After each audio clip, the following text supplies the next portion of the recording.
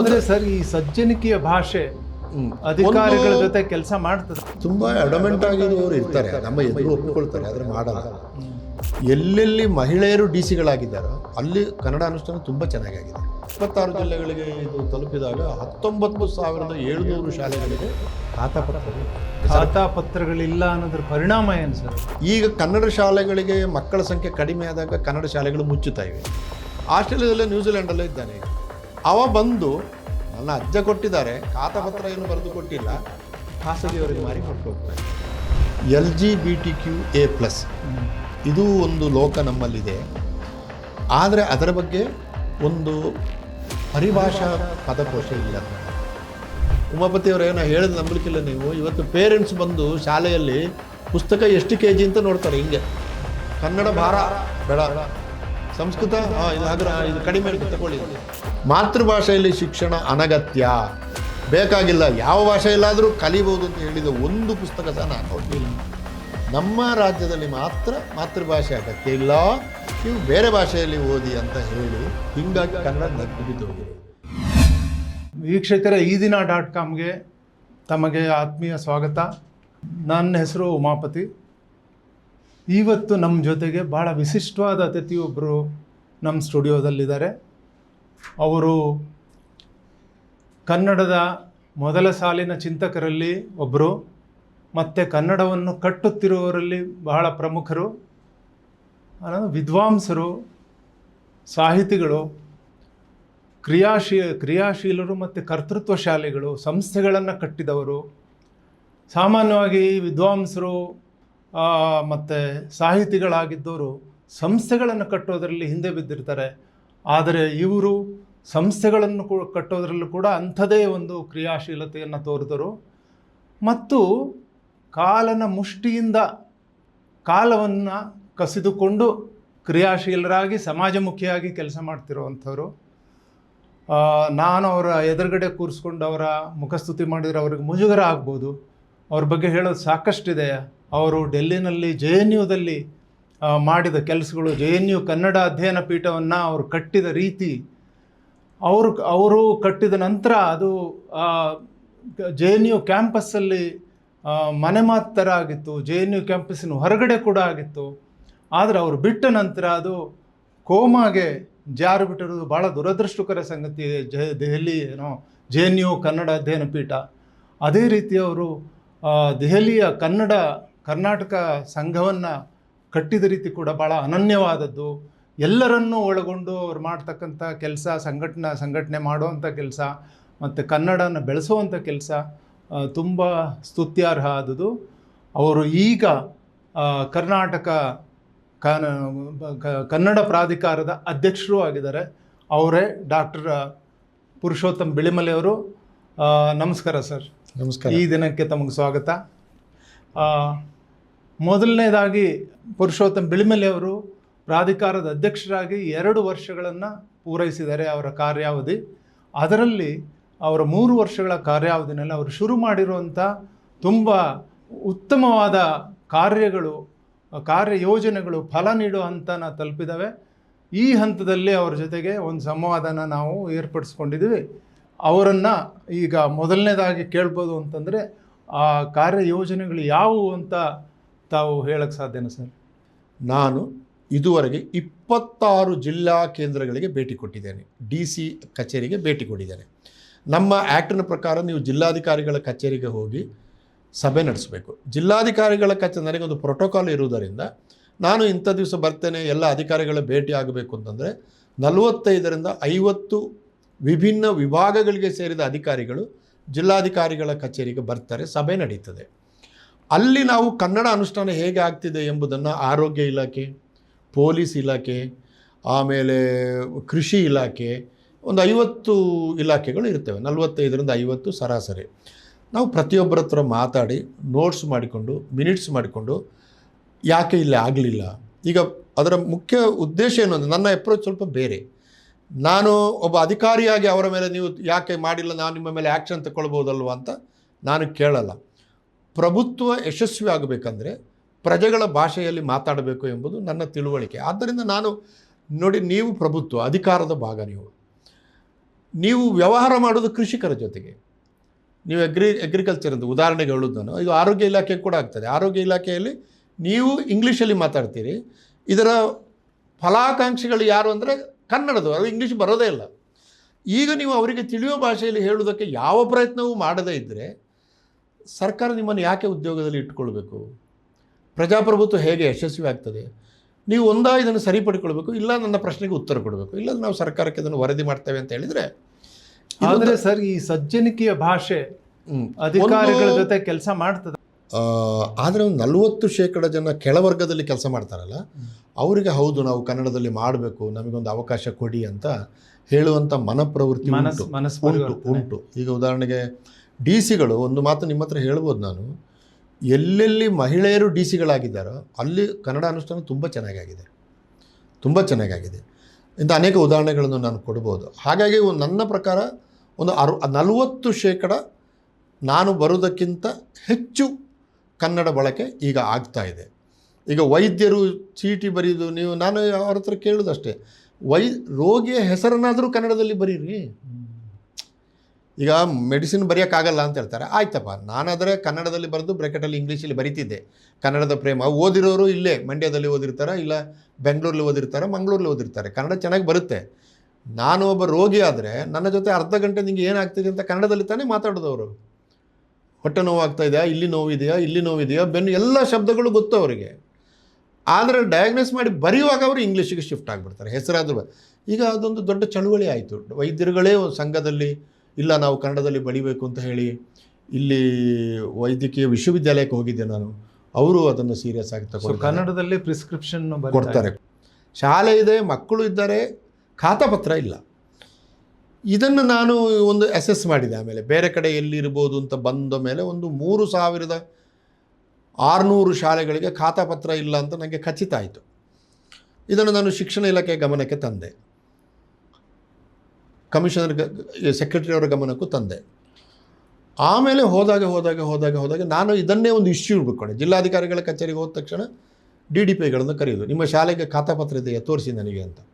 ಇದೆಯೋ ಇಲ್ಲವೋ ಅಂತ ಗೊತ್ತಾಗೋದು. ಕೊನೆಗೆ 26 ಜಿಲ್ಲೆಗಳಿಗೆ ಇದು ತಲುಪಿದಾಗ 19,700 ಶಾಲೆಗಳಿಗೆ ಖಾತಾಪತ್ರವೇ ಇಲ್ಲ.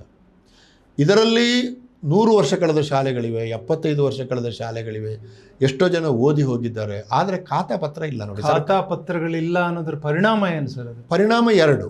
ಒಂದು, ಈಗ ಕನ್ನಡ ಶಾಲೆಗಳಿಗೆ ಮಕ್ಕಳ ಸಂಖ್ಯೆ ಕಡಿಮೆ ಆದಾಗ ಕನ್ನಡ ಶಾಲೆಗಳು ಮುಚ್ಚುತ್ತಾ ಇರುವಾಗ 50 ವರ್ಷದಿಂದ 100 ವರ್ಷದಿಂದ ಜಾಗ ಕೊಟ್ಟ ಮಾನ್ಯ 10 ಎಕರೆ ಜಾಗ ಕೊಟ್ಟಿರ್ತಾನೆ, ಅವನ ಮೊಮ್ಮಗ ಆಸ್ಟ್ರೇಲಿಯಾದಲ್ಲೇ ನ್ಯೂಜಿಲೆಂಡಲ್ಲೇ ಇದ್ದಾನೆ. ಈಗ ಅವ ಬಂದು ನನ್ನ ಅಜ್ಜ ಕೊಟ್ಟಿದ್ದಾರೆ, ಖಾತಾಪತ್ರ ಏನು ಬರೆದು ಕೊಟ್ಟಿಲ್ಲ, ಖಾಸಗಿಯವರಿಗೆ ಮಾರಿ ಹೊರಟು ಹೋಗ್ತಾ ಇದ್ದಾರೆ.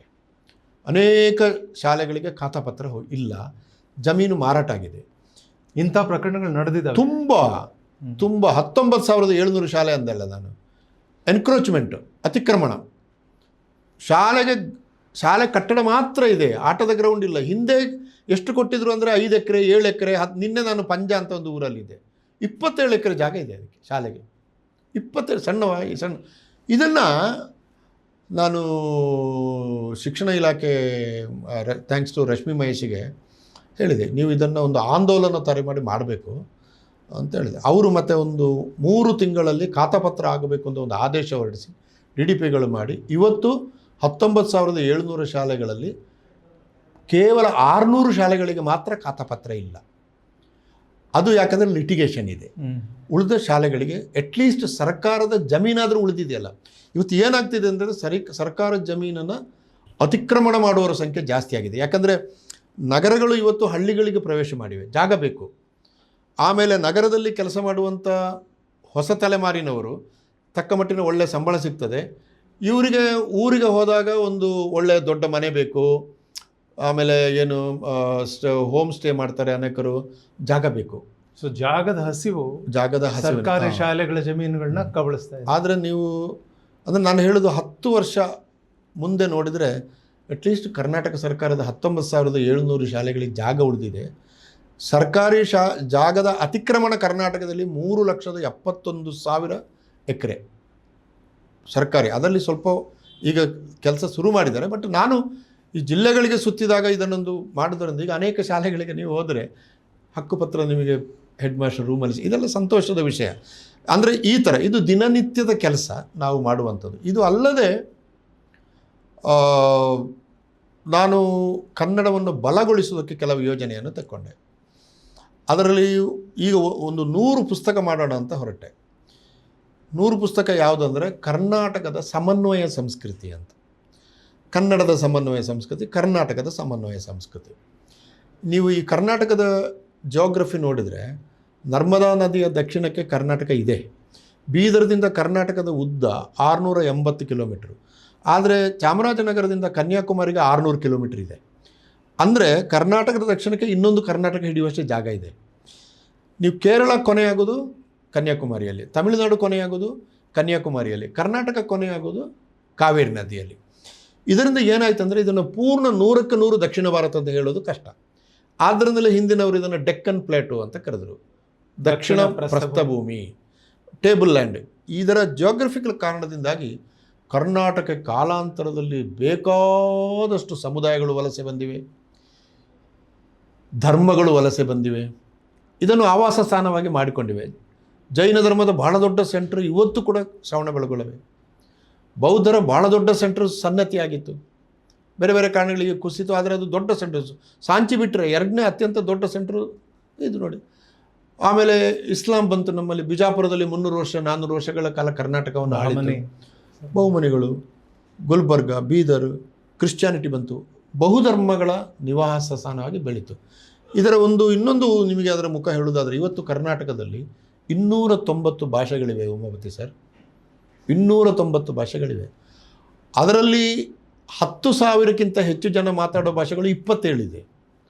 ಅವೆಲ್ಲ ಇಲ್ಲಿಯವೇ ಸ್ಥಳೀಯ ಭಾಷೆಗಳು. ಇದು ಕರ್ನಾಟಕದ ನೈಜ ಪರಂಪರೆ. ಇದನ್ನೇ ಕುವೆಂಪು ಸರ್ವ ಜನಾಂಗದ ಶಾಂತಿಯ ತೋಟ ಅಂತ ಹೇಳಿದ್ದು. ಅದನ್ನೊಂದು ಸ್ಟೇಟ್ಮೆಂಟಾಗಿ ಎಲ್ಲರೂ ಹೇಳ್ತಾರೆ, ರಾಜಕಾರಣಿಗಳು ಹೇಳ್ತಾರೆ ಎಲ್ಲ. ಬಟ್ ಅದು ಏನು ಸರ್ವ ಜನಾಂಗದ ಶಾಂತಿಯ ತೋಟ ಅಂದರೆ? ಸರ್ವ ಜನಾಂಗ ಅಂದರೆ ಯಾರು? ಇದು ಶಾಂತಿಯ ತೋಟ ಹೇಗೆ? ಈ ಒಂದು ಸಾಲನ್ನು ನಾವು ವಿವರಣೆ ಮಾಡಬೇಕು ಅಂತ ಒಂದು ಸಾಲನ್ನು ಇಟ್ಟುಕೊಂಡು 100 ಪುಸ್ತಕ ಬರೆಯಲಿಕ್ಕೆ ಪ್ಲ್ಯಾನ್ ಮಾಡಿ 41 ಪುಸ್ತಕ ತಯಾರಾಯಿತು. ಅದರಲ್ಲಿ ಸೂಫಿಗಳ ಬಗ್ಗೆ, ಈಗ ನೀವು ಜಟ್ಪಟ್ ಬೀಬಿ ಅಂತ ಹೆಸರು ಕೇಳಿದ್ದೀರಾ? ಇಲ್ಲ. ಜಟ್ಪಟ್ ಬೀಬಿ ಅಂತ ಒಬ್ಬಳು ಸೂಫಿ ಸಂತೆ, ಹಿಂದೂ ಮುಸ್ಲಿಂ ಐಕ್ಯತೆಗೆ ಕೆಲಸ ಮಾಡಿದವಳು ಮಹಿಳೆ. ಯಾವ ಪ್ರದೇಶ? ರಾಯಚೂರು. ಈ ಥರದ್ದು. ಆಮೇಲೆ ದಕ್ಷಿಣ ಕನ್ನಡ ಜಿಲ್ಲೆಯಲ್ಲಿ ಬೊಬ್ಬರಿ ಅಂತ ಒಂದು ಭೂತ ಇದೆ, ಮುಸ್ಲಿಂ ಭೂತ. ಅದು ಹಿಂದೂಗಳಿಗೂ ಸಂರಕ್ಷಿಸ್ತದೆ, ಮುಸ್ಲಿಮರಿಗೂ ಸಂರಕ್ಷಿಸ್ತದೆ, ಕಡಲಿಗೆ ಹೋಗೋರು ಸಂರಕ್ಷಿಸೋ ಕೆಲಸ. ಈಗ ಡಿವೈಸಿವ್ ಪೊಲಿಟಿಕ್ಸ್ ಜಾಸ್ತಿ ಆಗ್ತಾ ಇದ್ದಾಗ, ದ್ವೇಷ ಭಾಷಣೆಗಳು ಜಾಸ್ತಿ ಆಗ್ತಿದ್ದಾಗ, ಇದು ಕನ್ನಡದ ಪರಂಪರೆ ಅಲ್ಲ. ಕನ್ನಡದ ಪರಂಪರೆ ಸಮನ್ವಯ ಸಂಸ್ಕೃತಿ ಅಂತ ಹೇಳುವುದಕ್ಕೆ ಹೈಸ್ಕೂಲ್ ಮಕ್ಕಳಿಗೆ ಅರ್ಥ ಆಗುವ ಭಾಷೆಯಲ್ಲಿ ಇವನು ಪುಸ್ತಕ ಕೂಡ 14 ಫಾಂಟಲ್ಲಿ ಪ್ರಿಂಟ್ ಮಾಡಿದೆ ನಾನು, ದೊಡ್ಡ ಅಕ್ಷರದಲ್ಲಿ ಪ್ರಿಂಟ್ ಮಾಡಿ ಓದೋರಿಗೆ ಸುಲಭ ಆಗಲಿ ಅಂತ. ಅದು ಒಂದು 41 ಪುಸ್ತಕ ನಾಡ್ದು 15ನೇ ತಾರೀಕಿಗೆ ಮಾನ್ಯ ಮುಖ್ಯಮಂತ್ರಿಗಳು ಸಿದ್ದರಾಮಯ್ಯನವರು ಅದನ್ನು ಬಿಡುಗಡೆ ಮಾಡ್ತಾರೆ. ಇದು 100 ಹೋಗಬೇಕು. ಈಗ ಅದು ಏನೋ ಮೊದಲು ಬರೀಲಿಲ್ಲ, ಈಗ ನಾವು ಬಿಡುಗಡೆ ಮಾಡಿ ಲೇಖಕರಿಗೆಲ್ಲ ಸಂಭಾವನೆ ಕೊಟ್ಟಿದ್ದೇವೆ ಅಂತ ಹೇಳಿದಾಗ ಉಳಿದವರು ಎಚ್ಚರ ಆಗ್ತಾರೆ. ಹಾಗಾಗಿ ಅಟ್ಲೀಸ್ಟ್ ಒಂದು 75 ಪುಸ್ತಕ ಆದರೂ ನನ್ನ ಅವಧಿಯೊಳಗೆ ಬಾಯ್ತು. ಇದೊಂದು ದೊಡ್ಡ ಕೆಲಸ ಆಗಿದೆ. ಉಳಿದ ಕನ್ನಡದ ಅಕಾಡೆಮಿಗಳು ಈ ಥರದ ಪುಸ್ತಕಗಳನ್ನ ತೊಗೊಂಬರ್ತವೆ, ಅದಕ್ಕಿಂತ ಇದು ಹೆಂಗೆ ಭಿನ್ನ ಸರ್? ಇದು ಸಾಂಸ್ಕೃತಿಕ ನೋಡಿ. ಈಗ ಸಾಹಿತ್ಯ ಅಕಾಡೆಮಿ ಸಾಹಿತ್ಯಿಕ ಪುಸ್ತಕಗಳನ್ನು ತರ್ತದೆ.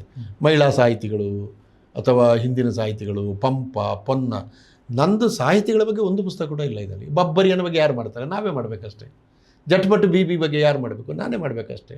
ಅಥವಾ ಖ್ವಾಜಾ ಬಂದೇ ನವಾಜ್ ಬಗ್ಗೆ ಯಾರು ಬರೀಬೇಕು? ಒಂದು ರಾಮತ್ ಬರೀಬೇಕು, ಇಲ್ಲ ನಾವು ಬರೀಬೇಕು, ಈ ಥರ. ಹಾಗಾಗಿ ಈ ಅಂದರೆ ನಮ್ಮ ಪ್ರಾಧಿಕಾರದ ಸದಸ್ಯರಲ್ಲಿ ಸಾಹಿತ್ಯ ಅಕಾಡೆಮಿ ಅಧ್ಯಕ್ಷರು ಕೂಡ ಒಬ್ಬರು. ಸೊ ನಾವು ಇಂಥ ಪ್ರಸ್ತಾವ ಇಟ್ಟಾಗ ಅವರದನ್ನು ಹೇಳ್ತಾರೆ. ಹಾಗಾಗಿ ಅದು ರಿಪೀಟ್ ಆಗಬಾರ್ದು ಅಂತ ಇದೆ. ಬಟ್ ಇದು ಸಾಂಸ್ಕೃತಿಕ ಕೆಲಸ, ಸಮನ್ವಯದ ಕೆಲಸ. ಬಹು ಸಂಸ್ಕೃತಿಗಳು ಹೆಂಗೆ ಒಟ್ಟಿಗೆ ಬದುಕಿವೆ. ಈಗ ನಮ್ಮ ಊರಿನ ಜಾತ್ರೆ ಬಗ್ಗೆ ಒಂದು ಪುಸ್ತಕ ಇದೆ. ಆ ಜಾತ್ರೆಯಲ್ಲಿ ಮದುವೆಗಳು ನಡೀತಾ ಇದ್ದವು, ದೇವರ ಫೋಟೋವನ್ನು ಮುಸ್ಲಿಮರು ಮಾರ್ತಾ ಇದ್ದರು. ಈ ವರ್ಷ ದುಡ್ಡಿಲ್ಲ ಅಂದರೆ ಮುಂದಿನ ವರ್ಷ ಕೊಡಪ್ಪ ಅಂತ 10 ಪೈಸೆಗೆ ರಾಮನ ಫೋಟೋ ನಾವೇ ತರ್ತಾ ಇದ್ವಿ. ಇದು ನಮ್ಮ ಜನ ಬದುಕಿದ ರೀತಿ. ಕೃಷಿ ಸಾಮಗ್ರಿಗಳು ಯಾರು ಮಾರ್ತಾ ಇದ್ರು, ಯಾರು ತಗೊಳ್ತಾರೆ, ಏನು ಹಿಂದೂ ಮುಸ್ಲಿಂ ಉತ್ತರ ಭಾರತದಲ್ಲಿ ಈಗಲೂ ಕೂಡ ರಾವಣನ ಪ್ರತಿಮೆಗಳನ್ನು, ಮಣ್ಣಿನ ಪ್ರತಿಮೆಗಳನ್ನು ಮಾಡೋದು ಮುಸ್ಲಿಂ. ನಾನು ಕುತುಬ್ ಮಿನಾರ್ ಹತ್ರ ರಾಮಲೀಲಾದಲ್ಲಿ ನಾನು ಸ್ಟಡಿ ಮಾಡಿದೆ. ಎಲ್ಲ ಮುಸ್ಲಿಮರೇ ಮಾಡ್ತಾರೆ ಅದನ್ನು. ರಾಮಲೀಲಾ ಅವ್ರು ಹೇಳ್ತಾರೆ, ನಮಗೆ ರಾಮಲೀಲಾ ಮಾಡೋದ್ರಿಂದ ಇಡೀ ವರ್ಷ ಬದುಕುತ್ತೀವಿ ಸರ್ ನಾವು ಅಂತಾರೆ. ಸೊ ಜನಗಳು ಒಟ್ಟಿಗೆ ಬದುಕದೆ ಹೋದರೆ ಈ ರಾಜ್ಯವು, ಈ ದೇಶವು ಎಂದೋ ತುಂಡು ತುಂಡಾಗಿ ಹೋಗೋದು. ಸೊ ಆದ್ದರಿಂದ ಇವತ್ತಿನ ವರ್ತಮಾನ ಕಾಲದ ಒಂದು ದ್ವೇಷ ಸಂಸ್ಕೃತಿ, ಡಿವೈಸಿವ್ ಪಾಲಿಟಿಕ್ಸಿಗೆ ಉತ್ತರ ಥರ ಇದನ್ನು ಬರ್ತದೆ. ಇನ್ನೊಂದು ಏನಾಗಿದೆ ಅಂದರೆ ನಮಗೆ ಏಕೀಕರಣದ ಮೇಲೆ ಒಂದು ಕನ್ನಡ, ಒಂದು ಸ್ಟ್ಯಾಂಡರ್ಡ್ ಕನ್ನಡ ಬಂದಿದೆ. ಮಾಧ್ಯಮಗಳು ಕೂಡ ಈಗ ನೀವು ಮಾತಾಡುವಾಗ ತೀರ ಪ್ರಾದೇಶಿಕವಾದ ಕನ್ನಡವನ್ನು ಮಾತಾಡಲ್ಲ. ಎಲ್ರಿಗೂ ಇದನ್ನು ನೋಡುವ ಬೀದರ್ದವನಿಗೆ ಅರ್ಥ ಆಗಬೇಕು, ಇದನ್ನು ನೋಡುವ ಮಂಗಳೂರಿನವನಿಗೆ ಅರ್ಥ ಆಗಬೇಕು, ಒಂದು ಸ್ಟ್ಯಾಂಡರ್ಡ್ ಪತ್ರಿಕೆಗಳ ಭಾಷೆ ಸುಮಾರಾಗಿ ಅದಿದೆ. ಹೀಗೆ ಆಗುವ ಸದ್ಯ ಸರಿ. ಇದು ರೀಜನಲ್ ಆದ ಸಣ್ಣ ಸಣ್ಣ ಭಾಷೆಗಳಿದ್ದಾವೆ, ಕನ್ನಡದ ಪ್ರಾದೇಶಿಕ ರೂಪಗಳಿವೆ. ಅವುಗಳಲ್ಲಿ 100 ಪದಗಳಿದೆಯಲ್ಲ, ಅದು ಇನ್ನೂ ನಿಘಂಟುಗಳಿಗೆ ಬರಲೇ ಇಲ್ಲ. ಕಿಟ್ಟಲ್ ನಿಘಂಟು ಸ್ಟ್ಯಾಂಡರ್ಡೈಸ್ಡ್, ಸಾಹಿತ್ಯ ಪರಿಷತ್ ನಿಘಂಟು ಅದು. ಬಟ್ ಈಗ ಗನ್ಗದಿರ ಅಂತ ನಾನೊಂದು ಪುಸ್ತಕ ತರ್ತಾ ಇದ್ದೇನೆ. ಗನ್ಗದಿರ ಪುಸ್ತಕದ ಹೆಸರು ಅದು. ಹೊಸನಗರ ಕಡೆಯ ಪ್ರಾದೇಶಿಕ ಕನ್ನಡ. ಗನ್ಗದಿರ ಅಂದರೆ ಏನು ಯಾರಿಗೂ ಗೊತ್ತಿಲ್ಲ ನೋಡಿ. ನೀವು ಉಮಾಪತಿಯವರು ಚೆನ್ನಾಗಿದ್ದೀರಾ ಅಂತ ಕೇಳೋ ಬದಲು ಉಮಾಪತಿಯವರೇ ಗನ್ಗದಿರ ಘನವಾಗಿದ್ದೀರಾ ಅದು ಗನ್ಗದಿರ ಅಂತ ಕನ್ನಡ ಇದೆ. ಈ ಥರದ ಒಂದು 300 ಪದಗಳನ್ನು ಸಂಗ್ರಹಿಸಿ ಒಂದೊಂದು ಪದಗಳಿಗೆ ಅರ್ಧ ಪುಟದ ವಿವರಣೆ ಕೊಟ್ಟು ಒಂದು ಪುಸ್ತಕ ರೆಡಿಯಾಗಿದೆ, ಗನಗದಿರ ಅಂತ. ಅಂದರೆ ಪ್ರಾದೇಶಿಕ ಪದಕೋಶಗಳ ಅಗತ್ಯವನ್ನು ಹೇಳುವ, ಇಡೀ ಕರ್ನಾಟಕದ ಪ್ರಾದೇಶಿಕ ಅಗತ್ಯಗಳನ್ನು ಮಾಡುವಷ್ಟು ನನ್ನ ಹತ್ರ ಸಮಯ ಇಲ್ಲ. ಒಂದು ಸಂಪನ್ಮೂಲದಲ್ಲಿ ಮುಂದೆ ಮಾಡ್ಬೋದು. ಇನ್ನೊಂದು ಕ್ವಿಕ್ಕಾಗಿ ಹೇಳ್ಬಿಡ್ತೀನಿ. 1,10,000 ಊರಿನ ಹೆಸರುಗಳಿವೆ ನಮ್ಮಲ್ಲಿ. ಇವತ್ತು ಅವು ತೀವ್ರವಾಗಿ ಬದಲಾಗ್ತಾ ಇದ್ದಾವೆ. ಈಗ ನಿಮಗೆ ಗೊತ್ತಿದೆ, ಬಾಗೇಪಲ್ಲಿಯನ್ನು ಭಾಗ್ಯನಗರ ಅಂತ ಮಾಡಿದರು. ಬಾಗೇಪಲ್ಲಿ, ಬಾಗೆ ಮರ ಮತ್ತು ಪಲ್ಲಿ 2 ದ್ರಾವಿಡ ಪದಗಳು. ಭಾಗ್ಯನಗರದಲ್ಲಿ ಭಾಗ್ಯ ಸಂಸ್ಕೃತ, ನಗರವು ಸಂಸ್ಕೃತ. ಯಾಕೆ ಮಾಡಿದರು? ಅಗತ್ಯ ಏನಿತ್ತು? ಯಾಕೆ ಸ್ಥಳೀಯ ಸಂಸ್ಕೃತಿಯನ್ನು ನಾಶ ಮಾಡಿ ಇನ್ನೊಂದು ಸಂಸ್ಕೃತಿ ಹೇರ್ತಾ ಇದೆ? ಇದನ್ನು ನಾವು ಸಾಂಸ್ಕೃತಿಕವಾಗಿ ವಿರೋಧಿಸಿ ಸ್ಥಳೀಯ ಹೆಸರುಗಳನ್ನು ಉಳಿಸಿಕೊಳ್ಳದೆ ಹೋದರೆ 1,10,000 ಪದಗಳು ನಾಶ ಆಗ್ತವೆ. ಊರಿನ ಹೆಸರು, ಇದು ನನ್ನ ಊರಿನ ಹೆಸರು ಬಿಳಿಮಲೆ ಅಂತ. ಇದು ಗ್ರಾಮ ಸೂಚಿ ಇದೆ ನಮ್ಮಲ್ಲಿ, ಊರು ಸೂಚಿ ಎಲ್ಲಿದೆ? ನಾಳೆ ಯಾರೊಬ್ಬ ಬಂದು ಭಾಷಣ ಮಾಡ್ತಾನಲ್ಲಿ, ಭಾಷಣ ನಾಳೆಯಿಂದ ಇದು ಕಲ್ಯಾಣ ನಗರ ಅಂತ ಹೆಸರಿಟ್ಟು ಹೋಗ್ತಾನೆ. ನನ್ನ ಊರಲ್ಲಿ ಬಳ್ಳಕ್ಕ ಅಂತ ಒಂದು ಊರಿದೆ, ಸಣ್ಣ ಊರದು. ಬೊಳ್ಳ ಅಂದರೆ ನೀರು ಅಂತ, ಹಳ್ಳಕ್ಕ ಅಂದರೆ ಜಾಸ್ತಿ ನೀರು ಬರುವ ಜಾಗ ಅಂತ, ದ್ರಾವಿಡ ಪದ ಅದು. ನಾನು 2 ವರ್ಷದ ಹಿಂದೆ ಹೋದಾಗ ಅಲ್ಲಿ ದೊಡ್ಡ ಬೋರ್ಡ್ ಹಾಕಿದ್ದಾರೆ, ಶಿವಾಜಿನಗರ ಅಂತ. ಅದು ನಗರವಲ್ಲ, ಏನೂ ಅಲ್ಲ, ಅಲ್ಲಿ 200 ಜನ ಇರೋದು. ನಾನು ಕೇಳಿದೆ ಅವರಿಗೆ, ಅಲ್ಲಪ್ಪ ಏನು ಶಿವಾಜಿಗೆ ದೊಡ್ಡ ಟರ್ಮಿನಲ್ಲೇ ಇದ್ದಾನೆ, ಶಿವಾಜಿ ವಿರೋಧಿ ಅಂತ ತಿಳ್ಕೊಬೇಡಿ, ದೊಡ್ಡ ರಾಜ ಅದೆಲ್ಲ ಆಯಿತು. ಬಟ್ ನನ್ನ ಊರಿನಲ್ಲಿ ಬಳ್ಳಕ್ಕ ಅಂತ ಹೆಸರು ಇಟ್ಕೊಂಡಿದ್ದಾರೆ, ಅದನ್ನು ತೆಗೆಯುವ ಅಗತ್ಯ ಏನಿತ್ತು ಅಂತ ಹೇಳಿದ ಮೇಲೆ ಅವರು ಅದನ್ನು ಮತ್ತೆ ಪುನಃ ಬಳ್ಳಕ್ಕ ಬಸ್ ಸ್ಟ್ಯಾಂಡ್ ಅಂತ ಹಾಕಿದ್ದಾರೆ. ಇಂಥ ಪದಗಳನ್ನು ಉಳಿಸೋದಕ್ಕೆ ಒಂದು ವಿಡಿಯೋ ಮಾಡಿದ್ದೇನೆ ನಾನು. ಇದು ಒಂದು ದೊಡ್ಡ ಅವೇರ್ನೆಸ್ ಪ್ರೋಗ್ರಾಮ್. ನಮಗೆ ಹೋಗಿ ಎಲ್ಲ ಹೆಸರನ್ನು ಮತ್ತು ಬೋರ್ಡ್ಗಳಲ್ಲಿ ನೋಡಿ, ಹಿಂದೆ ಊರಿನ ಹೆಸರು ಬರಿತಾ ಇದ್ರು, ಈಗ ಬರೆಯೋದೇ ಇಲ್ಲ. ಬಸ್ಸಿಂದ ಅಕಸ್ಮಾತ್ ಕಾರಲ್ಲಿ ಓಡಾಡ್ತಾ ಇದ್ರೆ ಯಾವ ಊರಿದು ಅಂತ ಗೊತ್ತಾಗಲ್ಲ, ಬೋರ್ಡಲ್ಲಿ ಇಲ್ಲ.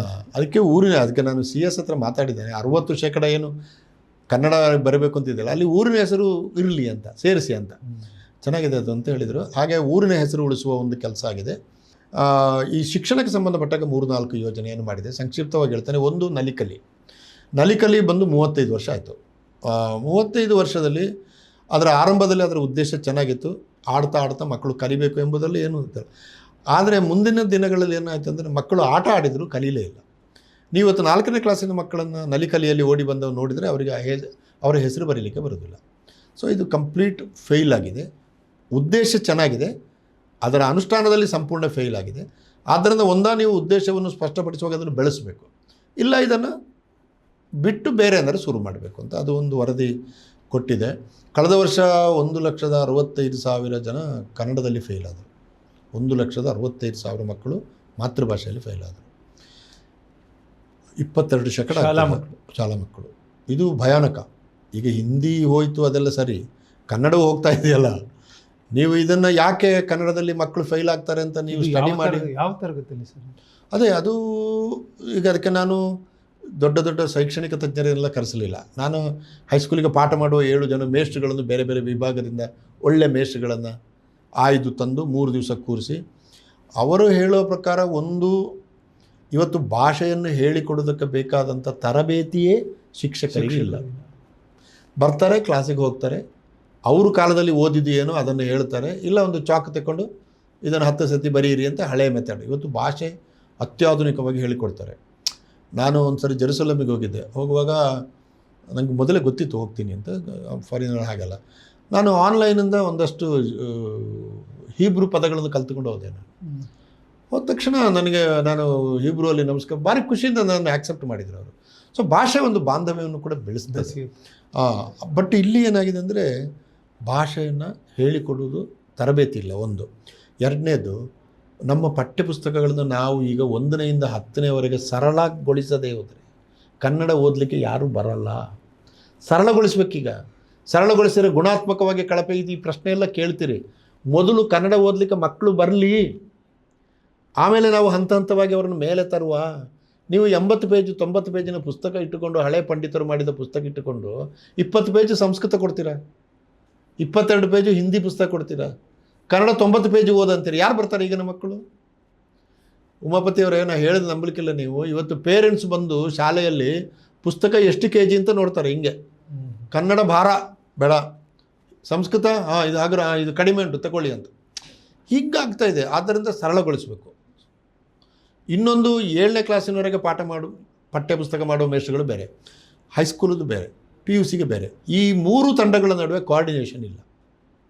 10ನೇ ಕ್ಲಾಸಿನ ಮಗುವಿಗೆ ಅವಳ ಹೆಸರನ್ನು ಬರೀಲಿಕ್ಕೆ ಬರೋಲ್ಲ, ಶೈಲಜಾ ಅಂತ. ನೀವು ಫಸ್ಟ್ PUCಲಿ ಕವಿರಾಜ ಮಾರ್ಗ ಇಂಟ್ರೊಡ್ಯೂಸ್ ಮಾಡೋದು. ಹೀಗಾಗಿ ಕನ್ನಡ ನೆಗ್ದು ಬಿದ್ದು ಹೋಗಿದೆ. ನೀವು ಇದನ್ನು ಪರಿಷ್ಕಾರ ಮಾಡಲೇಬೇಕು. ಮತ್ತು ಜನಭಾಷೆ ಇದೆಯಲ್ಲ ಕನ್ನಡ, ಅದು ಪಠ್ಯಪುಸ್ತಕಕ್ಕೆ ಬರಬೇಕು. ಪಠ್ಯಪುಸ್ತಕ ಬರಲೇಬೇಕು. ಈಗ ಉದಾಹರಣೆಗೆ ನಾವು ನಮ್ಮ ಪಠ್ಯಪುಸ್ತಕದಲ್ಲಿ ಭವಿಷ್ಯತ್ ಕಾಲ ಅಂತ ಹೇಳ್ತೀವಿ. ಭವಿಷ್ಯತ್ ಕಾಲದಲ್ಲಿ 3 ಕಾಲ: ಭೂತಕಾಲ, ವರ್ತಮಾನ ಕಾಲ, ಭವಿಷ್ಯತ್ ಕಾಲ. ಇದು ಸಂಸ್ಕೃತದಿಂದ ತಕ್ಕೊಂಡಿದ್ದು. ಕೇಶಿರಾಜ ಹೇಳಿದ, ಉಳಿದ ಪಂಡಿತರು ಅದನ್ನು ಬರೆದರು. ಉದಾಹರಣೆ, ನಾನು ಮುಂದಿನ ವರ್ಷ ಬರುವೆನು, ಮುಂದಿನ ವರ್ಷ ನಾನು ದೆಹಲಿಗೆ ಹೋಗುವೆನು. ನೀವು ಎಂದಾದರೂ ನಿಮ್ಮ ಜೀವನದಲ್ಲಿ ಹೋಗುವೆನು ಬರುವೆನು ಅಂತ ಹೇಳಿದ ಕೇಳ್ತೀರಾ? ಕೇಳೇ ಇಲ್ಲ ನಾವು. ಮುಂದಿನ ವರ್ಷ ಬರ್ತೀನಪ್ಪ, ನಾಳೆ ಬರ್ತೀನಪ್ಪ, ನಾಳೆ ಬರ್ತೀನಿ ಅಂದರೆ ವರ್ತಮಾನ ಕಾಲ ಸೂಚಕ ಪ್ರತ್ಯಯವೇ ಭವಿಷ್ಯತ್ ಕಾಲವನ್ನು ಹೇಳುವುದು ಕನ್ನಡದ ಗುಣ. ಆಡು ಮಾತಿನ ಕನ್ನಡ. ನೀವು ಭವಿಷ್ಯತ್ ಕಾಲವನ್ನು ಇಂಟ್ರೊಡ್ಯೂಸೇ ಮಾಡಬೇಕಾಗಿಲ್ಲ. ನೀವು ಇಂಟ್ರೊಡ್ಯೂಸ್ ಮಾಡಬೇಕಾದ ಯಾವುದು ಅಂದರೆ, ಉದಾಹರಣೆ ಕನ್ನಡದಲ್ಲಿ ವರ್ಬ್ಲೆಸ್ ಸೆಂಟೆನ್ಸ್ ಇದೆ, ಕ್ರಿಯಾಪದ ರಹಿತ ವಾಕ್ಯಗಳಿದೆ. ಉದಾಹರಣೆಗೆ ಅದು ಗೋಡೆ ನೋಡಿ, ಅದು ಎಂಬುದು ಸರ್ವನಾಮ, ಗೋಡೆ ಎಂಬುದು ನಾಮಪದ. ನಾಮಪದ ಮಕ್ಕಳಿಗೆ ಗೊತ್ತಿರ್ತದೆ. ಕಾಡು, ಗಿಡ, ಮರ ಆಮೇಲೆ ಗೆಳೆ ಎಲ್ಲ ಮಕ್ಕಳಿಗೇನು ಕಡಿಮೆನಾ? ಮೇಜು, ಕುರ್ಚಿ ಎಲ್ಲ ಗೊತ್ತಿರ್ತದೆ ಅವರಿಗೆ. ಸರ್ವನಾಮ ನಾನು, ನೀನು, ಅವನು, ಅವಳು, ಅವರು, ಅದೊಂದು 11 ಇದೆ. ಅದನ್ನು ಹೇಳಿಕೊಟ್ಟು ಎರಡನ್ನು ಜೋಡಿಸಲಿಕ್ಕೆ ಹೇಳಿಕೊಟ್ಟರೆ ನಿಮಗೆ 30-40% ಕನ್ನಡ ಬಂತು. ಸುಲಭ ಇದೆ. ಆಮೇಲೆ ಕನ್ನಡ ದ್ರಾವಿಡ ಪದಗಳಲ್ಲಿ ಮುಖ್ಯವಾಗಿ ಉತ್ತರ ಭಾರತದ ಇಂಡೋ ಆರ್ಯನ್ ಲ್ಯಾಂಗ್ವೇಜಸಲ್ಲಿ ಇಲ್ಲ ಅದು ವರ್ಬ್ಲೆಸ್ ಸೆಂಟೆನ್ಸ್. ಅದು ಅವರು ಉಮಾಪತಿ, ಇವರು ಲಿಂಗಣ್ಣ. ಅರ್ಥ ಆಯ್ತಲ್ಲ, ಪೂರ್ತಿ ಅರ್ಥ ಬಂತಲ್ಲ. ನೀವು ಉತ್ತರ ಭಾರತದಲ್ಲಿ ಓ ಉಮಾಪತಿ ಹೇ ಅಂತ ಹೇಳ್ತಾರೆ ಅವರು. ಹೇ ಕನ್ನಡಮೇ ಹೇ ನೈ. ಆದ್ದರಿಂದ ನೀವು ಹಿಂದಿಯವರಿಗೆ ಕನ್ನಡ ಕಲಿಸುವಾಗ ಇವರು ಉಮಾಪತಿ ಅಂದರೆ ಅವರು ಹಂಗೆ ಕಳಿಯಲ್ಲ. ಅವರು ಇವರು ಉಮಾಪತಿ ಇದ್ದಾರೆ ಅಂತ ಬರ್ತಿದ್ದಾರೆ ಅಂತ. ಹೌದೌದು, ಅದು ಗೋಡೆ ಇದೆ. ನಮ್ಮ IAS ಅಧಿಕಾರಿಗಳು ಹಂಗೆ ಹೇಳ್ತಾರೆ. ಅದು ಇದೆ ಇಲ್ಲ ಅಂತ ನಾವು ಅಂದರೆ ಅದು ಭಾಷೆ. ಸೊ ಆದ್ದರಿಂದ ನಾವು ಜನಭಾಷೆಯಲ್ಲಿರುವ ಪದಗಳನ್ನು ದೊಡ್ಡ ಮಟ್ಟದಲ್ಲಿ, ಈಗ ನಾನು ಮೊನ್ನೆ ಯಾವುದೋ ಪುಸ್ತಕ ನೋಡ್ತಾ ಇದ್ದೆ, ಈ ಪೊರಕೆ ಇದೆಯಲ್ಲ, ಪೊರಕೆ ಅಂದರೆ ಎಲ್ರಿಗೂ ಗೊತ್ತಾಗುತ್ತೆ, ಹಿಡಿಸುಡಿ ಅಂದರೂ ಗೊತ್ತಾಗುತ್ತೆ. ಎಂಥದೋ ಒಂದು ಸಂಸ್ಕೃತದ ಪದ ಹಾಕಿದ್ದಾರೆ. ನಿಜವಾಗ್ಲೂ ನನಗೆ 70 ವರ್ಷ ಆಗಿದೆ, ನನಗೆ ಅದು ಅರ್ಥ ಆಗಲಿ. ಕೇಳಿದೆ, ಆಮೇಲೆ ಅಲ್ಲಿ ಚಿತ್ರ ಇತ್ತಲ್ಲ ಪಕ್ಕ ಗೊತ್ತಾಯಿತು. ಈ ಪೊರಕೆ ಅಂತ ಹಾಕ್ಲಿಕ್ಕೆ ಏನು ಸಮಸ್ಯೆ ನಿಮಗೆ? ಕಸದ ಬುಟ್ಟಿ ಹಾಕ್ಲಿಕ್ಕೆ ಏನು ಸಮಸ್ಯೆ? ಸೊ ಜನಭಾಷೆಯನ್ನು ತಂದು ಪಠ್ಯಪುಸ್ತಕಗಳನ್ನು ಸರಳಗೊಳಿಸಿ ಮಕ್ಕಳು ಆ ಕಡೆ ಬರುವಾಗ ಮಾಡಿ ಕೋಆರ್ಡಿನೇಷನ್ ಮಾಡಬೇಕು. ಇದನ್ನು ನಾನು ಡಿಸೆಂಬರ್ ಒಳಗೆ ಸಾಧ್ಯ ಆದಷ್ಟು ಮಾಡ್ತೀನಿ. ಕೊನೆಯದಾಗಿ ಶತಮಾನ ಕಂಡ ಶಾಲೆಗಳದೊಂದು ವರದಿ ರೆಡಿಯಾಗಿದೆ. 3200 ಶಾಲೆಗಳಿದೆ, ಶತಮಾನ ಶಾಲೆ. 100 ವರ್ಷ ಪೂರೈಸಿದ ಶಾಲೆಗಳು, ಸರ್ಕಾರಿ ಶಾಲೆಗಳು. ಅಂದರೆ ಆ ಕಾಲದಲ್ಲಿ ಸರ್ಕಾರ ಅಂತ ಇರಲಿಲ್ಲ, ಪ್ರೈವೇಟ್ನವರು ಎಲ್ಲ ಶಾಲೆಗಳು. ಈ ಶಾಲೆಗಳ 3200 ಶಾಲೆಗಳನ್ನು ಸರಿ ಮಾಡಿ ಅಂದರೆ ಮಾಡಲ್ಲ. ಶಿಕ್ಷಣ ಇಲಾಖೆ ಆದರೆ ಅಷ್ಟು ದುಡ್ಡಿಲ್ಲ, ಸರ್ಕಾರದ ಹತ್ರ ಅಷ್ಟು ದುಡ್ಡಿಲ್ಲ. ಅದಕ್ಕೆ ನನ್ನ ಸಲಹೆ ಏನಂದರೆ 31 ಜಿಲ್ಲೆಗಳಲ್ಲಿ 31 ಅಂಥ ಶಾಲೆಗಳನ್ನು ಹುಡುಕಿ, ಅದಕ್ಕೆ ಒಂದು ಭವ್ಯ ಪರಂಪರೆ ಇದೆ. ಮಿರ್ಜಾ ಇಸ್ಮಾಯಿಲ್ ಓದಿದ ಶಾಲೆ ಅರ್ಧ ಹಾಳಾಗಿದೆ, ವಿಶ್ವೇಶ್ವರಯ್ಯ ಓದಿದ ಶಾಲೆ ನೆಗೆದು ಬಿದ್ದೋಗಿದೆ, ಕುವೆಂಪು ಓದಿದ ಶಾಲೆ, ಮಂಗಳೂರಲ್ಲಾದರೆ ಕಾರ್ನಾಡ್ ಸದಾಶಿವರಾಯರ, ಮೊಳಾಳಿ ಶಿವರಾಯರ ಓದಿದ ಶಾಲೆ, ಈ ಥರದ ಶಾಲೆಗಳು, ಅಥವಾ ಕೆಂಗಲ್ ಹನುಮಂತಯ್ಯ ಓದಿದ ಶಾಲೆ, ಅಥವಾ ದೇವರಾಜ ಅರಸು ಓದಿದ ಶಾಲೆ, ಮಹಾತ್ಮ ಗಾಂಧಿ ಬಂದ ಶಾಲೆ ಹರಪನಹಳ್ಳಿಲಿದೆ. ಆ ಥರದ ಶಾಲೆಗಳು ಜಿಲ್ಲೆಗೆ ಒಂದರಾಗಿ ಹುಡುಕಿ ಅದನ್ನು ಒಂದು ಹೆರಿಟೇಜ್ ಸ್ಕೂಲ್ಗಳಾಗಿ ಕನ್ವರ್ಟ್ ಮಾಡಿ. ಒಂದು ಶಾಲೆಗೆ ನೀವು 1 ಕೋಟಿ ಇಟ್ಟರೆ ಸಾಕು. 31 ಶಾಲೆಗಳಿಗೆ 31 ಕೋಟಿ. ಅಥವಾ ದುಡ್ಡಿಲ್ಲ 2 ಹಂತದಲ್ಲಿ ಮಾಡ್ತೀರಿ ಅಂದರೆ 50 ಲಕ್ಷ ಇಟ್ಟು 15 ಕೋಟಿ ಕೊಡಿ. ನಿಮಗೆ ಮಾಡಲಿಕ್ಕೆ ಆಗಲಿಲ್ಲ ಅಂದರೆ ಪ್ರಾಧಿಕಾರಕ್ಕೆ ಕೊಡಿ, ನಾನು ಮಾಡಿ ತೋರಿಸ್ತೇನೆ. ನಾನು ಆ ಶಾಲೆಯನ್ನು ಮಕ್ಕಳು ಬರುವ ಹಾಗೆ ಮಾಡ್ತೇನೆ. ಪ್ಲಸ್ ಯಾರ ಹೆಸರಿನಲ್ಲಿ ಆ ಶಾಲೆ ಇದೆಯೋ, ಗಾಂಧಿ ಬಂದರೆ ಆ ಗಾಂಧಿಗೆ ಒಂದು ರೂಮ್ ಇರುತ್ತೆ ಅಲ್ಲಿ ಗಾಂಧಿಯ ಫೋಟೋ ಇರ್ತದೆ, ಗಾಂಧಿಯ ಬಗ್ಗೆ ಒಂದು ಸಣ್ಣ ಸಿನಿಮಾ ಇರ್ತದೆ, ಗಾಂಧಿಗೆ ಸಂಬಂಧಪಟ್ಟದ್ದು ಏನೋ ಇರ್ತದೆ. ಆ ಶಾಲೆಗೆ ಹೋಗೋ ಮಗುಗೆ ಗಾಂಧಿ ಬಂದ ಶಾಲೆಯಲ್ಲಿ ನಾನು ಓದ್ತಾ ಇದ್ದೇನೆ ಅಂತ ಒಂದು ಹೆಮ್ಮೆ. ಅಂಬೇಡ್ಕರ್ ಬಂದು ಕುಳಿತ ಶಾಲೆಯಲ್ಲಿ ವಿಜಾಪುರದಲ್ಲಿದೆ, ಅಂಬೇಡ್ಕರ್ ಇಲ್ಲಿ ಬಂದಿದ್ದ ಭಾವನೆ ಬರಬೇಕಲ್ಲ. ಪರಂಪರೆಯನ್ನು ಹೊಸ ತಲೆಮಾರಿಗೆ ದಾಟಿಸಬೇಕಾದ್ರೆ ಇದು ಸಣ್ಣ ಕೆಲಸ. ಆದರೆ ಶಾಲೆ ಎಂಬುದು ಎಲ್ಲರನ್ನು ಒಳಗೊಳ್ಳುವಂಥ ಸಾಮುದಾಯಿಕವಾದಂಥ ಒಂದು ಪ್ರಜ್ಞೆ ಆದ್ದರಿಂದ ಅಂಥ ಕಡೆ ಈ ಜಾಸ್ತಿ ಕೆಲಸ ಮಾಡ್ತದೆ. ಇದು ಮಾಡಬೇಕು ಅಂತ ವರದಿ ರೆಡಿಯಾಗಿದೆ, ಸಬ್ಮಿಟ್ ಮಾಡಿದ್ದೇನೆ. ಇನ್ನೊಂದು ಬಹುಶಃ ಜಾಸ್ತಿ ಆಗ್ತದೆ ನಿಮಗೆ. ಆದರೆ ಈಗ ನೋಡಿ, KPSC ಶಾಲೆಗಳಲ್ಲಿ ಇಂಗ್ಲೀಷ್ ಕನ್ನಡ 2 ಮಾಧ್ಯಮ ಕೊಟ್ಟಿದ್ದಾರೆ. ಕನ್ನಡ ಮಾಧ್ಯಮಕ್ಕೆ ಯಾರು ಬರಲ್ಲ, ಇಂಗ್ಲೀಷ್ ಮಾಧ್ಯಮಕ್ಕೆ ಹೋಗ್ತಾ ಇದ್ದಾರೆ. ಅದಾಯಿತು. ಈಗ ನಮ್ಮ KPSC ಶಾಲೆಗಳಲ್ಲಿ ಕನ್ನಡ ಮಾಧ್ಯಮಗಳು ಮುಚ್ಚಿ ಹೋದಾಗ ಕನ್ನಡ ಟೀಚರ್ಸ್ಗಳಿಗೆ ಕೆಲಸ ಇಲ್ಲಲ್ಲ, ಅವ್ರನ್ನ ಹೋಗಿ ಬಿಡಲಿಕ್ಕೂ ಆಗೋದಿಲ್ಲ.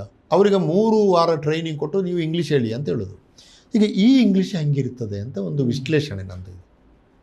ವಿಶ್ಲೇಷಣೆ, ಇಂಗ್ಲೀಷ್ ಹೆಂಗಿರ್ತದೆ, ಈ ಇಂಗ್ಲೀಷ್ ವೆದರ್ ಇವರು ಕನ್ನಡ ಹೇಳಿಕೊಡೋದೇ 50 ವರ್ಷ ಹಿಂದೆ ಇದೆ. ನಮಗೆ ಕನ್ನಡವನ್ನೇ ಸರಿ ಪಾಠ ಮಾಡೋಕ್ಕೆ ಇವತ್ತು ಬರ್ತಾ ಇಲ್ಲ. ನೀವು ಇಂಗ್ಲೀಷ್ ಪಾಠ ಮಾಡಿದರೆ ಹೆಂಗಿರುತ್ತೆ?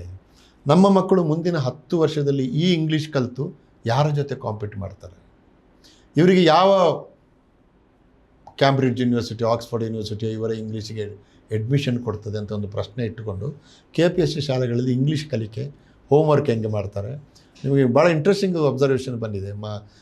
ಈಗ ದ್ವಿಭಾಷಾ ನೀತಿ ಇದೆಯಲ್ಲ ಸರ್ಕಾರದ್ದು, ರಾಜ್ಯ ಸರ್ಕಾರದ್ದು, ನಾನು ಅದನ್ನು ಸ್ಟಡಿ ಮಾಡಿದ್ದೇನೆ, ಅದು ಚೆನ್ನಾಗಿದೆ. ಅದು ಈಗ ಮೊದಲನೇ ಭಾಷೆಯಾಗಿ ನೀವು ಇಂಗ್ಲೀಷ್ ಓದಿ ಅಥವಾ ಕನ್ನಡ ಓದಿ, ಮೊದಲ ಭಾಷೆಯಾಗಿ ಕನ್ನಡ ಓದಿದರೆ 2ನೇ ಭಾಷೆಯಾಗಿ ಇಂಗ್ಲೀಷ್ ಓದಿ, ಅಥವಾ ನೀವು ಮೊದಲನೇ ಭಾಷೆಯಾಗಿ ಇಂಗ್ಲೀಷ್ ಓದಿದರೆ 2ನೇ ಭಾಷೆಯಾಗಿ ಕನ್ನಡ ಓದಿ. ಕನ್ನಡಕ್ಕೊಂದು ಜಾಗ ಇರಬೇಕು. 3ನೇ ಭಾಷೆಯಾಗಿ ನಿಮ್ಮ ಮದರ್ ಟಂಗ್ ಯಾವುದಾರಿದ್ರೆ ಓದಿ. 27 ಭಾಷೆ ಇದೆ ಅಂತಂದರೆ ಓದಿ. ಎಲ್ಲದಕ್ಕಿಂತ ಮುಖ್ಯವಾಗಿ ಇಂಗ್ಲೀಷ್ ಮತ್ತು ಕನ್ನಡದ ನಡುವೆ ಅವರು ಯಾವುದನ್ನು ಬೇಕಾದ್ರೂ ಆಯ್ದುಕೊಳ್ಬೋದು ಎಂಬ ಒಂದು ಸುಲಭ. ಮತ್ತು ಈಗ ಬೇರೆ ರಾಜ್ಯದ ಭಾಷೆಗಳು 625 ಮಾರ್ಕಿಗೆ 525ಕ್ಕೆ ಓದ್ತಾರೆ. ನಮ್ಮ ರಾಜ್ಯದ ಮಕ್ಕಳು 625ಕ್ಕೆ ಓದ್ತಾರೆ. ಹಿಂದಿ ಬರ್ಡನ್ ತೆಗೆದ್ರಿಂದ ಅಷ್ಟು ಮಕ್ಕಳ ಹೊರೆ ಕಡಿಮೆ ಆಯಿತು. ಆದರೆ ನನ್ನ ವಾದ ಅಂದರೆ, ನನ್ನ ವಾದ ತೆಕ್ಕೊಳ್ತಾರೆ ಅಂತಲ್ಲ, 5ನೇ ಕ್ಲಾಸಿನವರೆಗೆ ನಮ್ಮ ಮಕ್ಕಳು ಕನ್ನಡ ಮಾಧ್ಯಮದಲ್ಲಿ ಓದಬೇಕು. 1ನೇ ಕ್ಲಾಸಿಂದಲೇ ಒಳ್ಳೆಯ ಇಂಗ್ಲೀಷ್ ಹೇಳಿಕೊಡ್ಬೇಕು. ಹೆಂಗೆಂಗೋ ಸಿಕ್ಕ ಅಧ್ಯಾಪಕರನ್ನು ಕರ್ಕೊಂಬಂದು ಇಂಗ್ಲೀಷ್ ಹಂಗಲ್ಲ ಅದು. ನಾನೊಂದ್ಸರಿ ಶಿಕ್ಷಣ ಮಂತ್ರಿಗಳು ಹೇಳಿದೆ, ಸರ್ ನೀವು ಲಂಡನ್ನಿಂದ ಕರ್ಕೊಂಬನ್ನಿ ಬೇಕಾದರೆ, ಒಳ್ಳೆ ಇಂಗ್ಲೀಷ್ ಹೇಳಿಕೊಡಿ ಮಕ್ಕಳಿಗೆ ಸಬ್ಜೆಕ್ಟಾಗಿ. ಮೀಡಿಯಂ ಕನ್ನಡ ಮೀಡಿಯಮ್ 5ನೇ ಕ್ಲಾಸಿನವರೆಗೆ ಸರ್. 6ನೇ ಕ್ಲಾಸಿಂದ ನೀವು ಏನಾದ್ರು ಓದಿ. ಇಷ್ಟಕ್ಕೂ ನಮ್ಮ ಜನ ತಯಾರಿಲ್ಲ, ಖಾಸಗಿ ಶಾಲೆಯವರು ತಯಾರಿಲ್ಲ ಅಂತಂದರೆ ಇದನ್ನು ಕನ್ನಡ ದ್ರೋಹ ಅಲ್ಲದೆ ಇನ್ನೇನು ಹೇಳೋದು?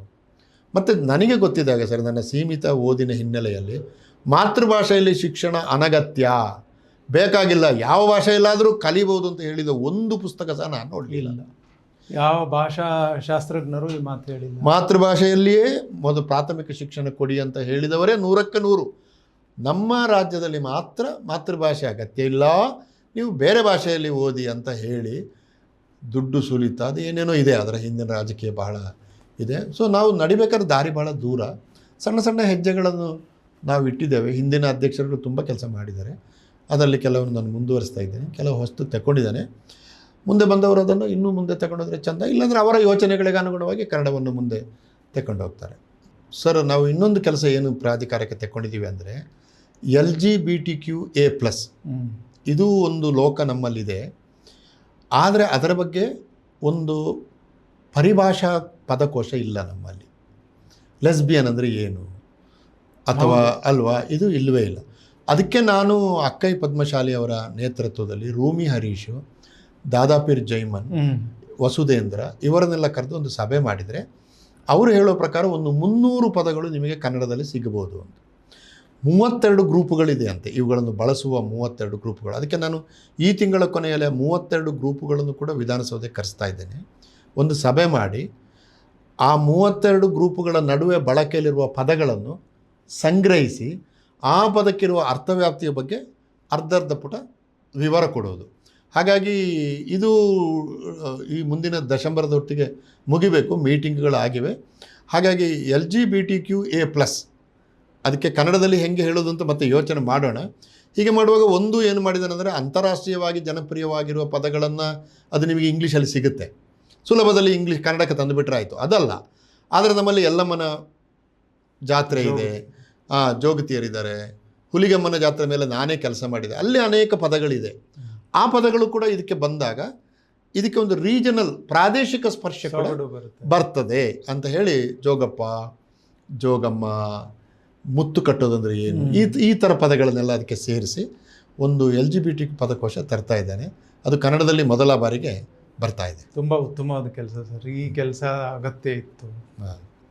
ವೀಕ್ಷಕರೇ, ಈವರೆಗೂ ನಾವು ಕನ್ನಡ ಅಭಿವೃದ್ಧಿ ಪ್ರಾಧಿಕಾರದ ಅಧ್ಯಕ್ಷರಾದ ಡಾಕ್ಟರ್ ಪುರುಷೋತ್ತಮ್ ಬಿಳೆಮಲೆ ಅವರಿಂದ ಕನ್ನಡ ಸಾರ್ವಜನಿಕ ಬದುಕಿನಿಂದ ಕನ್ನಡ ಹೆಂಗೆ ಕ್ಷೀಣ ಆಗ್ತಿದೆ ಮತ್ತು ಶಾಲಾ ವ್ಯವಸ್ಥೆಯಲ್ಲಿ ಹೆಂಗೆ ಮರೆ ಆಗ್ತಿದೆ ಅನ್ನೋದ್ರ ಬಗ್ಗೆ ಭಾಳ ಬೆಳಕು ಚೆಲ್ಲುವಂಥ ಸಂಗತಿಗಳನ್ನು ನಾವು ತಿಳ್ಕೊಂಡ್ವಿ. ಮತ್ತು ಅದಕ್ಕೆ ಅವರು ಪರಿಹಾರನೂ ಕೂಡ ಮಾಡ್ತಾ ಇದ್ದಾರೆ, ಅದನ್ನು ಹೇಳಿದರು. ಈ ದಿನ .comಗೆ ಚಂದಾದಾರರಾಗಿ, ಈ ದಿನ .com ಒಂದು ಸಮಾಜಮುಖಿ ಮಾಧ್ಯಮ. ಸಾಂಪ್ರದಾಯಿಕ ಆದಾಯಗಳೇನು ಬರುತ್ತೆ ಅದು ಈ ದಿನ .comಗೆ ಬರೋದಿಲ್ಲ. ಆದ್ದರಿಂದ ತಾವು ಚಂದಾದಾರರಾಗಿ ದೇಣಿಗೆ ನೀಡಿ ಮತ್ತೆ ಇನ್ನೊಂದು ಇಂತಹ ಕಾರ್ಯಕ್ರಮದಲ್ಲಿ ತಮ್ಮನ್ನು ಭೇಟಿಯಾಗೋಣ. ಇದುವರೆಗೂ ನಮ್ಮ ಜೊತೆ ಕೂತ್ಕೊಂಡು ಈ ಎಲ್ಲ ಸಂಗತಿಗಳನ್ನು ತಿಳಿಸ್ಕೊಟ್ಟಂಥ ಡಾಕ್ಟರ್ ಪುರುಷೋತ್ತಮ್ ಬಿಳಿಮಲೆ ಅವರಿಗೆ ನಮಸ್ಕಾರ, ಧನ್ಯವಾದಗಳು ಸರ್. ನಮಸ್ಕಾರ ಸರ್. ಮತ್ತಷ್ಟು ವಿಶೇಷ ವಿಡಿಯೋಗಳನ್ನು ನೋಡಲು ಮತ್ತು ಹೊಸ ವಿಡಿಯೋಗಳ ಬಗ್ಗೆ ತಿಳಿಯಲು ಈ ದಿನ .com ಯೂಟ್ಯೂಬ್ ಚಾನೆಲ್ ಸಬ್ಸ್ಕ್ರೈಬ್ ಮಾಡಿ ಮತ್ತು ಬೆಲ್ ಐಕಾನ್ ಕ್ಲಿಕ್